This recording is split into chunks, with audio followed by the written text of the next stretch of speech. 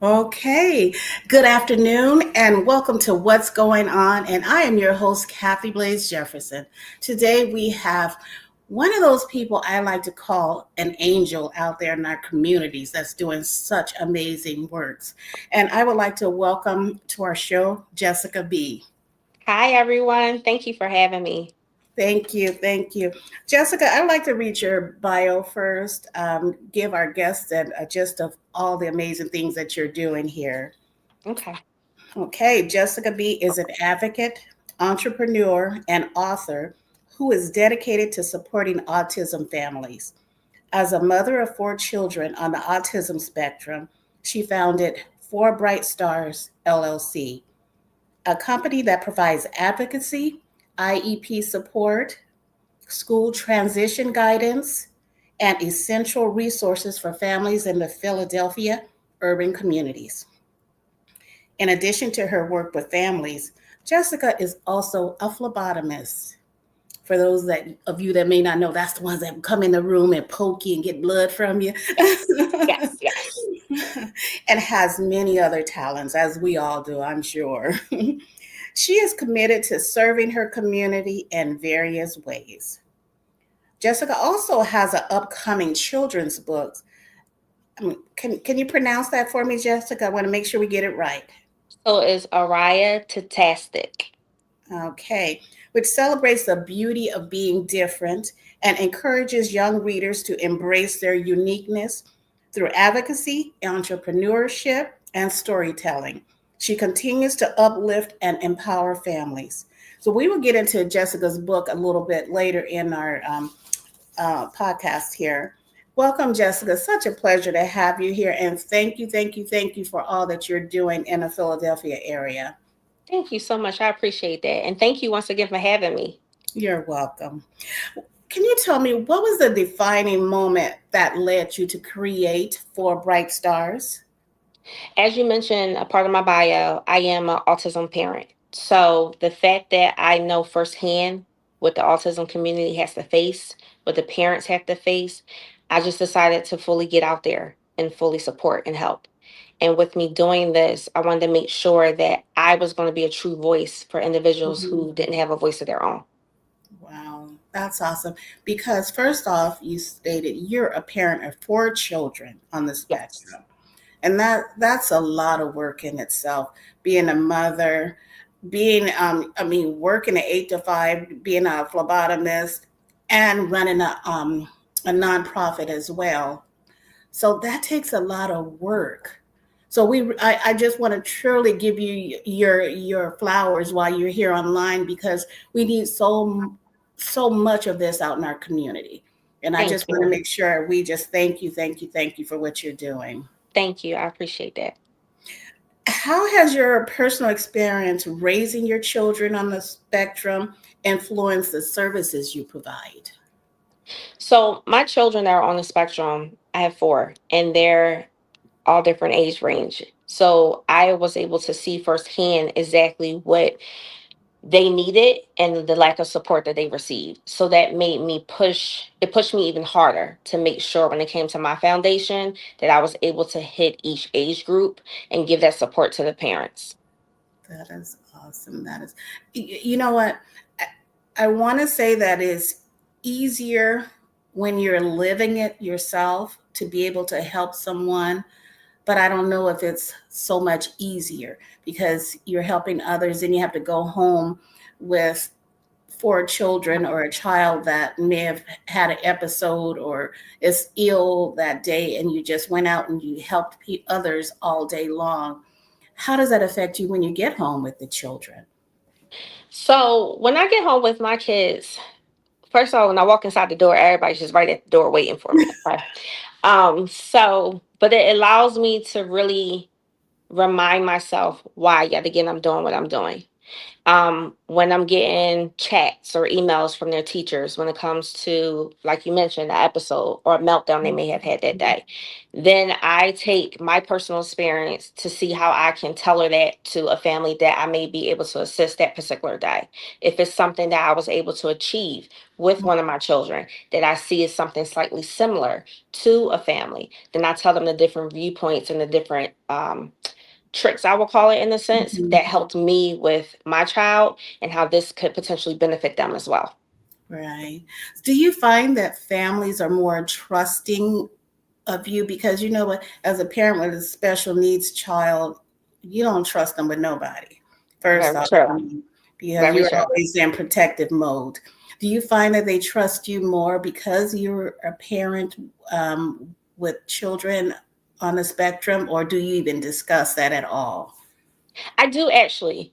And I discuss it because I do want them to trust me. And as a parent, I can look at both sides. I can look at the side as a parent and I can look at the side as a professional. So I do talk about my children. I do talk about my experience as a parent. And I want them to feel comfortable because I don't want them to feel like they're meeting somebody else that may be able to assist them in this particular area. But let's just say their child transitions to a different grade. They're in a Uh-huh. different age group. And then they feel like, okay, well, what now? I want them to know that I'm here for the long run. Yes, that's lovely. Our Autistic Adventures carries a theme, it's okay to be different. Yes, We live in a society that if you're different, you're either being bullied, or I mean, there's just different things that you face when you're being different. Maybe you have a speech impediment, maybe you walk a little different, maybe you're overweight because your meds is putting on weight on you. How do you how is this book going to assist our children in this area? so this book is actually based and dedicated to my youngest daughter. And is going to be able to help children to understand just how much it is okay to be different. When a child is growing up, especially at a young age, they're a sponge. So how Yeah, somebody responds to them is truly important. So this right. book is going to touch base on, it's okay that you need a morning time routine. It's Yeah. okay that maybe you need to hold your mommy and daddy's hand just a little bit tighter. It's okay that you might not want to go and play with your friends like the other friends are doing.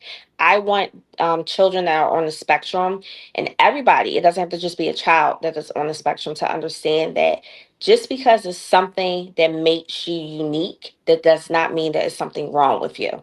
Yes, yes. And I was just going to add that even though the book is dedicated to children that may have a disability, this is going to be a great read for those that don't have a disability, to teach them how to treat others.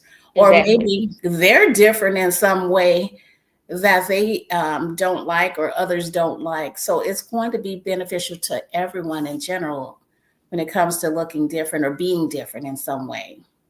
Thank Exactly. you.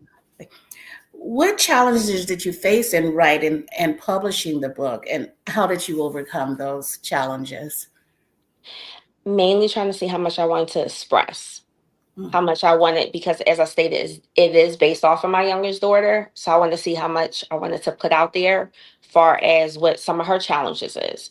So Oh, one thing about me as an advocate and a parent, I never label what an individual's challenges is as something's wrong. For instance, is always a challenge, because no matter what my goal and my viewpoint with my children and with the families that I help, that challenge we're going to be able to overcome. Even if it's just an inch, that still was something that they mm. achieved that day. Yes, yes. You know, I like that you said that, because you know what? We are stuck in a generation where we use a lot of labels and titles and things like that. And even in our school systems and our medical professions, the children are getting labels and titles on them. So it's like it's hard for them to get past that, those labels and titles. And me for one, I don't like labels, putting labels and titles on children, because as you know, being a mom of a child that special needs, today they may be this, tomorrow they may be this. I mean, Yes. their growth is so different, their changes and their challenges. They may outcome that challenges overnight. Who knows? But that is one of the reasons why I don't like putting labels on children. What's your thoughts on that? I agree with you. When you put a label on a child, I really feel like it actually stunts them, especially if they keep hearing the particular label that you Mhm. are putting them in that category as. So my mindset isn't to label anybody. When I meet the families, I try to encourage the family, especially if it's a new family that has a child that's on the spectrum who truly does not know which way they're going about. I try to encourage them to keep the mindset of, well, don't view it this way. And then if you do, because you have to work through that, do your Right, best not to mention that particular label in a sense, or to view your child in that way, because then that's going to stay with them. As right, parents, we're the individuals that our children trust the most. So if you have that mindset when you walk inside that school, those teachers are going to start to have that yeah, mindset about your child. very true, very true. I too, Jessica, come from the healthcare industry, and I would have this person that would always tell this patient, oh, she can't read, when they wanted to hand them books in the waiting area. She can't read. Okay, you don't need to consistently tell this person she can't read. One day she may read. So you get it Yes. stuck up in there. She can't read. She may think she can never read. And that those are the things that I like that you're fighting against, is making sure that they know. I like to say they can do anything they want to. It may Anything. anything that Literally anything. My motto is, just because you are able to view something or think this way, is nothing wrong with that. You're going to get to your end goal. It's just going to be different from how I get there. right. That is very true. What resources, excuse me, what has been the most part of juggling motherhood, entrepreneurship, and advocacy? And what keeps you going during the tough moments? Balance and everything. Because, like you said, I am a mother of four children that's on the spectrum, and all four of them have different needs. Mm, So I can't be the same mother that I am with my oldest son. I can't be that way with my youngest daughter. So that definitely plays a part in it. It definitely helps me to keep in mind just how much help and support this community needs. And yes. what keeps me going is those four children. So, how do you, as a mother and an entrepreneur, I don't know if this is a hard question, how do you make sure that you're making sure all four of them get what they need? So we actually have, each of my children have a day of the week that is just our time. So even if I'm tired, when I come home from work, even if I have to switch the timing up, for instance, I make sure that each of them have that one-on-one time with me. I have three late teens and a 7-year-old. So I need Oh, to make sure, especially with those teenagers, that I'm tapping into right. what's going on. Yes, because they're still teenagers, Exactly. it's not about being a normal teenager or this type. They're still teenagers. They're still teenagers. They still have the issues that any other teenager Yes, has. yes. And I ask these questions because there may be someone watching that has children out there, and they don't know how to manage that time. And your advice may be helpful for them in some way. I mean, because a lot of times, you know, you hear people say, well, they have case managers, but a lot of times the case managers can only do so much, can only give so much, and sometimes may only have so much knowledge on True. the issue that's at hand, and not able to assist that family.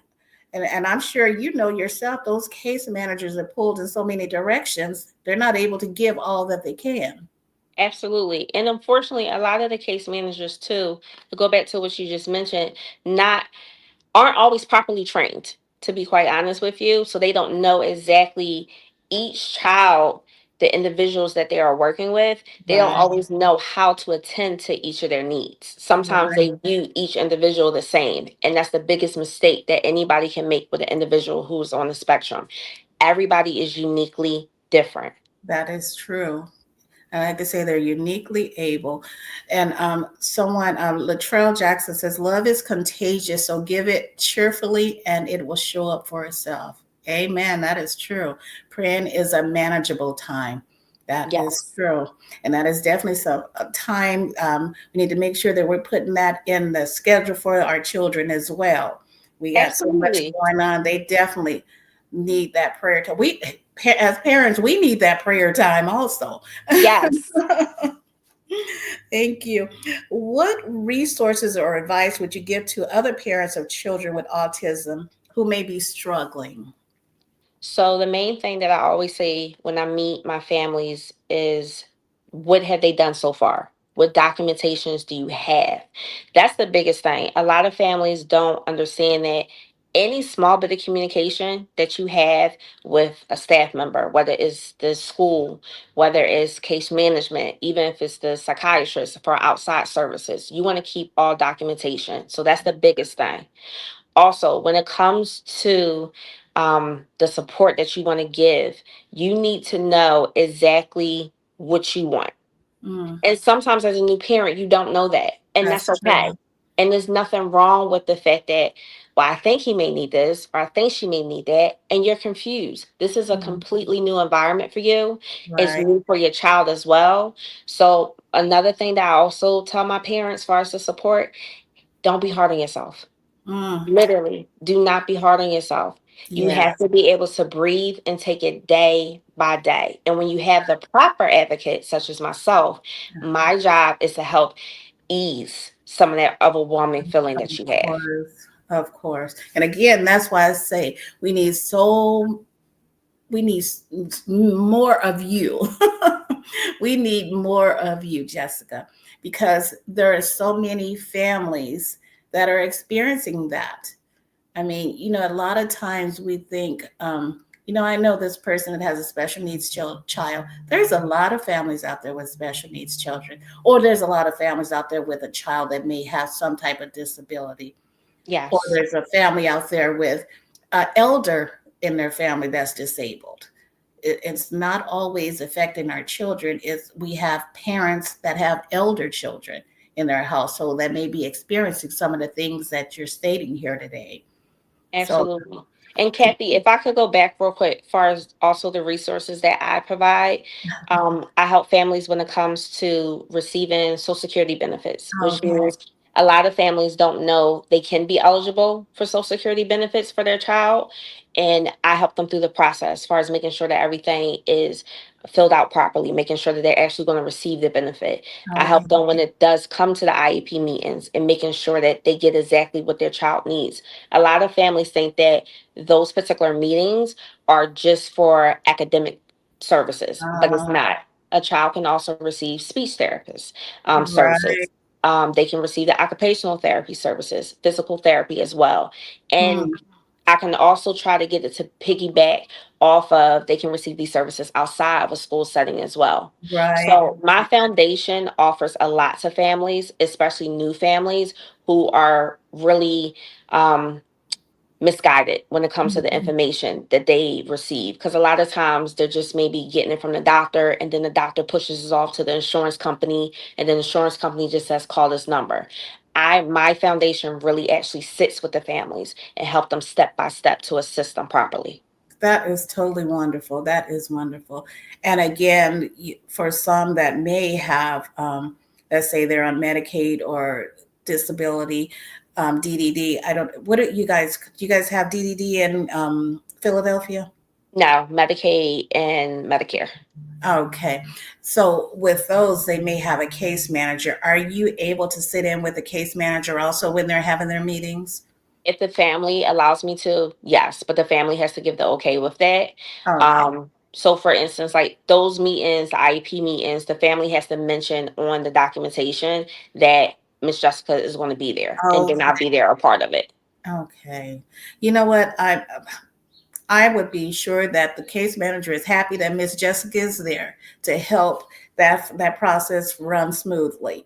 Because, like you said, a lot of times the case manager isn't abreast of everything that needs to happen, the system, the medical part of it. So they're taking it back, going back to their team to find out more information. So if it's able to be handled right there in a meeting with Miss Jessica, I'm sure they're happy that you're there. There you So go. that is that is awesome. That is awesome. And Jessica, why do you think that a lot of our families aren't aware that their children are able to ask to get Social Security benefits?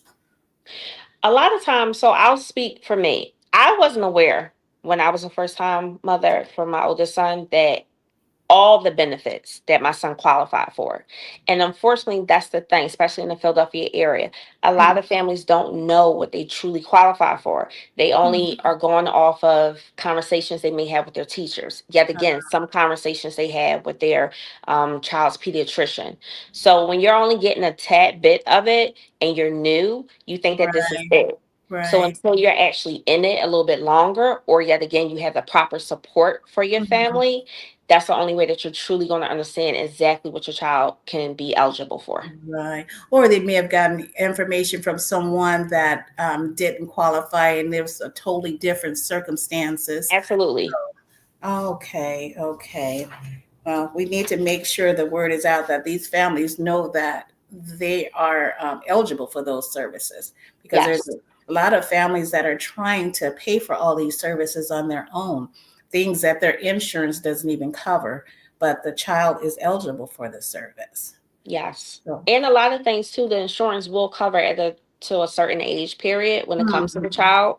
So that's something good too. For instance, a child who's on the spectrum who has an IEP. Some families don't know that the child can actually stay in a school setting until the child is 21 years of age. right, that A is lot of true. families don't know that. I always encourage my families that if you don't have a full plan for your student, keep your student inside that school setting. Let That, their student get as much as possible while that student can. Because once we get to that 21 age bracket, that mhm, transition range, those mm, support services that's there, it's a different ball game. So mm. while you have a little bit more underneath your umbrella, do everything now. Oh, that's great information right there. So, do you predominantly work with school age children? I do predominantly work with school age children, but I have two new families that are in the high school age bracket now. Okay, okay. So, what impacts do you hope Four Bright Stars will have in Philadelphia urban communities? What? I want when people hear the name of my foundation, I want them to feel that they can have somebody that's trustworthy. Honestly, I want them to know that the person that's going to be handling their caseload, handling the ins and out of what's going on with their student, with their child, it can even be a grandparent with their grandchild. I just want them to know that they truly have somebody that has their back and not somebody that's just saying it, but somebody who's going to back it up by everything that I do. And that goes back to what we said early on is that trust factor. Because Yes. you know what, when you're sending your child out, you're sending them out in the blind because you don't know this person. So how can you trust someone you don't know? Or when you're trusting this individual to help you and your family, you don't know that person. So it's all about trust. And yes, that's a biggie right there. So how did you come up with Four Bright Stars? How did that represent you as a whole? What you do? So the four are my children, and Oh, then the bright stars is just not having a limit of what an individual on the spectrum can do. So I always say y'all can shoot for the stars. The sky has no limits for you guys. I don't want anybody to think that just because they are a parent, a caregiver who has an individual who's on the spectrum that it's just going to be that hard. Sometimes when you hear autism, you think that mm, okay, that's the end, but it's not. And that's the thing that I want families to understand, especially with my foundation. It's truly not. You just need the proper support, you need the proper guidance, and you just need to know exactly what your particular child may need. And that's something that you're going to learn over time, yet again, with a new family. But that's For Bright Stars is dedicated to my children. wonderful, wonderful. So what's next for you? Any upcoming projects? Well, we do have Yes. one. We're going to talk about your book. Let's talk a little bit about your book. When is that coming out? So my book will be out in a couple months. We're in the illustration phase right now. So we have our two main characters that's already done. What's upcoming next? I have a women's brunch that I will be attending where I'll be talking about the foundation at the end of this month on March 28th. I also have next month in April, April 12th, I will be at the Autism Summit where I will be talking about the foundation as well. We have a coloring book that's coming out, and also I'm in the process of doing the second series of Araya Tactic of Renters. Wow, that is awesome. One of the things I wanted to ask you, right now we're going through so much in our country. And you know what? Families are scared right now because Mhm. they look at the media, they look at the news, which is most families look at the news, and they're seeing, oh, they're going to be cutting Medicaid, they're going to be doing this, and you have people saying different things. How are you? How are you talking to your parents, your families that may contact you about this on this topic? So, because I know that they are coming to me with so much fear and anxiety about it, my approach with them is just a reassurance. First and foremost, nothing's going to happen at this very moment in time. Mm. So that's one thing that I always say. Um, there's certain things have to take a time period for it to literally be completely cut. And that's why I always tell my parents, make sure everything that you require and your child needs is on that IEP. That IEP is a Right. legal binding contract. Correct.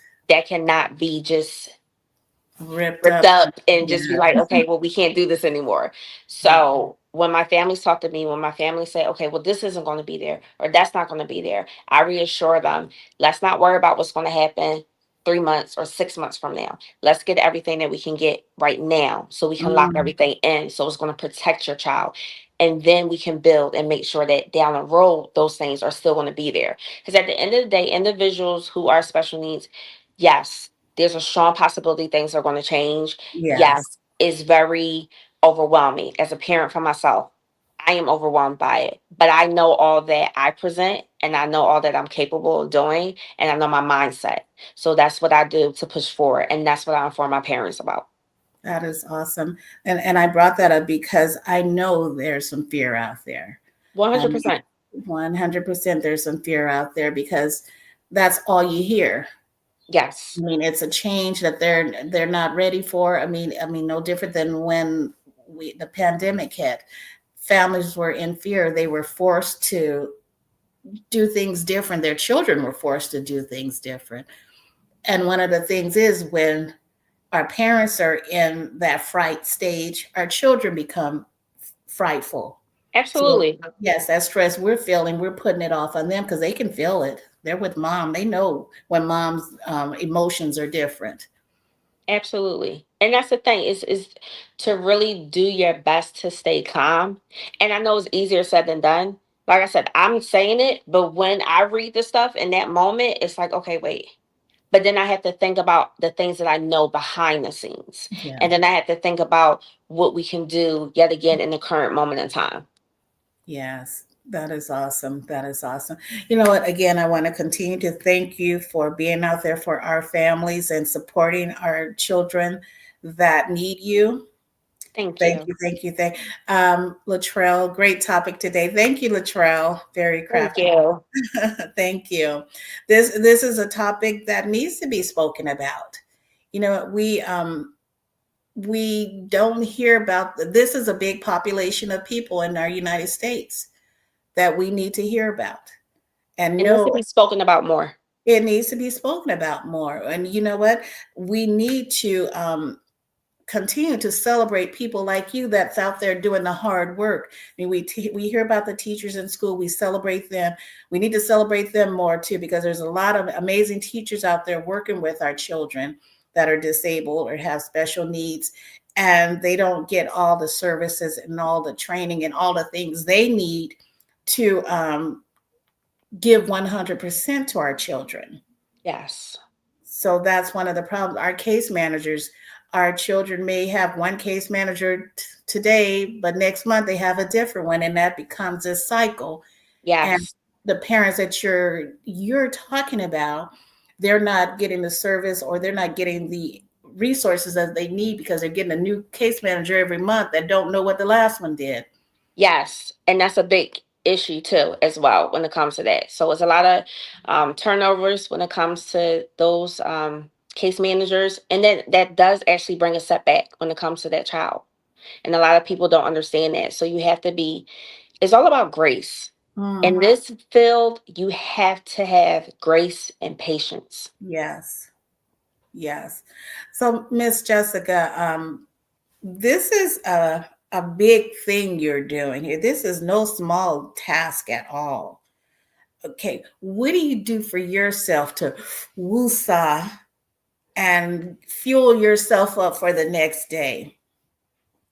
Prayer is definitely a part of it. But as far as outside of prayer, I like a good spa day, a Oh, lovely good spa day. But I have a great support system, and my support system really keeps me going. They're there for my children when I need them. My best friend actually helped me with the name of my children's book. So that's what actually keeps me and motivates me to keep pushing me. That yeah. support system is key.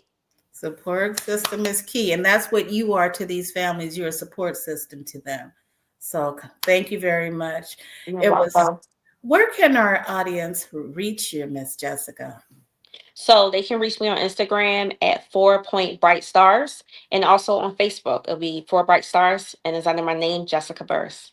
Okay, and again, let them know the events that you have coming up this month. So once again, this month I'll be at a women's brunch. Next month I'll be at an autism summit, and I'm going to be doing some collaborations with some other foundations as well soon. Okay, and when is your book coming out again? In 3 months, And give us the name of that book. Ariatatastic Adventures. Wonderful, wonderful. It was such a pleasure to have you here today. I totally enjoyed speaking with you in regards to Four Bright Stars. I love that name. Thank you. Thank you so much. So we really do value what you do in your community. So I'd like to ask, how was your experience with Swagger magazine? How has your experience been with Swagger? I love you guys. The I What I love most is the uniqueness that you guys give to every individual that you're working with. So every feature that you have is not the same mindset. Not just because each situation is different, but Right. you're approaching it, and the respect with me in particular that you guys gave me, especially about my foundation and the sensitiveness of it. I truly appreciated it. Thank you. Thank you. Thank you. And it was such a pleasure to have you. And I look forward to seeing all that's out there that Four Bright Stars is doing. And I'm going to keep my eye on you because I just love what you're doing. And I'm sure our audience and everyone loves what you're doing as well. Thank So you so much. keep up the great work and tell your children Kathy said hello. I will. Thank you so much. Thank you. And thank you all for joining us today on What's Going On. And we'll catch you next time. And bye. Bye bye.